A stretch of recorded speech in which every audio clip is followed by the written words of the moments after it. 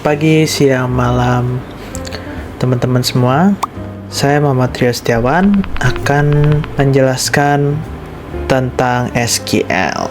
Jadi apa itu SQL? SQL itu struktur query language atau SQL adalah bahasa pemrograman yang digunakan untuk mengelola Relational Database Management System atau RDBMS.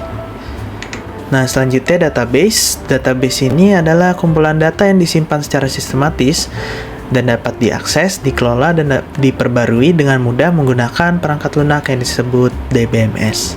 Nah, selanjutnya DBMS, jadi Database Management System atau DBMS, adalah perangkat lunak yang digunakan untuk mengelola dan mengatur data dalam suatu basis data. Nah, berikut contoh dari DBMS, yaitu ada MySQL, Oracle, dan PostgreSQL.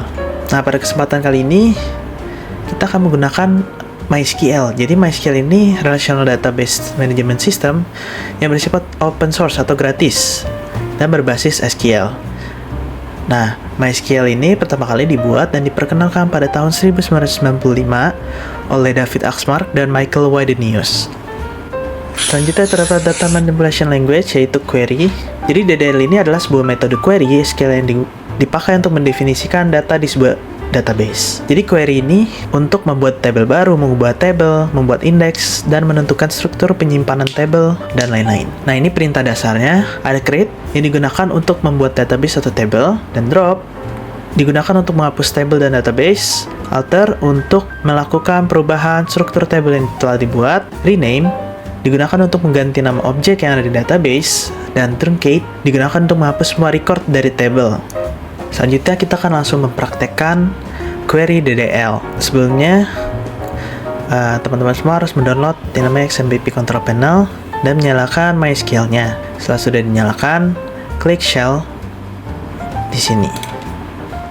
Nah, langkah pertama kita harus mengetik MySQL min urut untuk mengaktifkan fungsi MySQL di CMD. Nah, setelah itu kita bisa menggunakan perintah-perintah dari query DDL yang tadi sudah disebutkan. Yang pertama ada create. Create ini kan digunakan untuk membuat database dan table. Nah, kita sebelum buat table, kita harus buat database terlebih dahulu. Jadi kita ketik create database, nama database yang kalian inginkan. Di sini saya menggunakan nama latihan. Dan jangan lupa diakhiri dengan titik koma.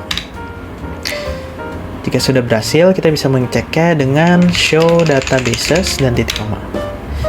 Nah, latihan sudah ada. Setelah itu kita menggunakan fungsi use latihan untuk beralih ke database yang sudah kita buat tadi.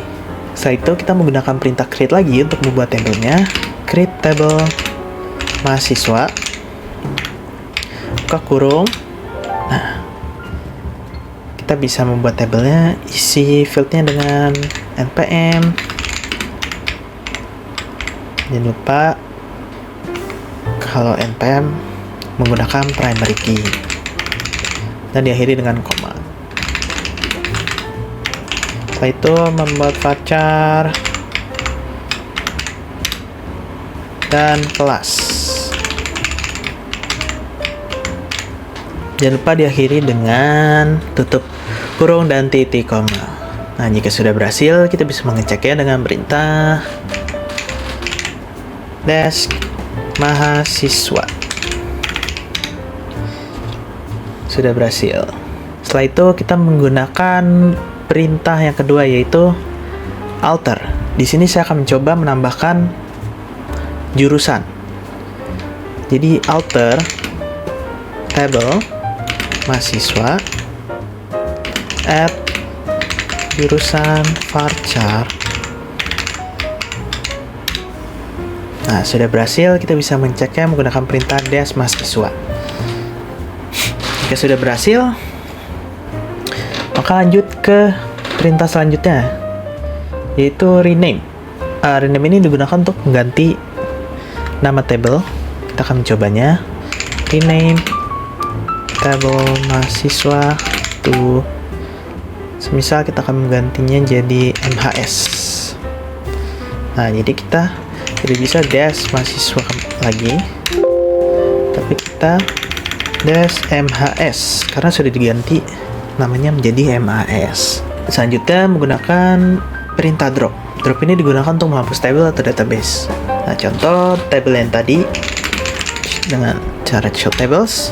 Nah, selanjutnya saya akan menghapus tables ini menggunakan perintah drop table mhs.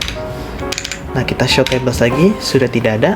Dan saya akan mencoba menghapus database latihan menggunakan perintah yang sama, yaitu drop database latihan.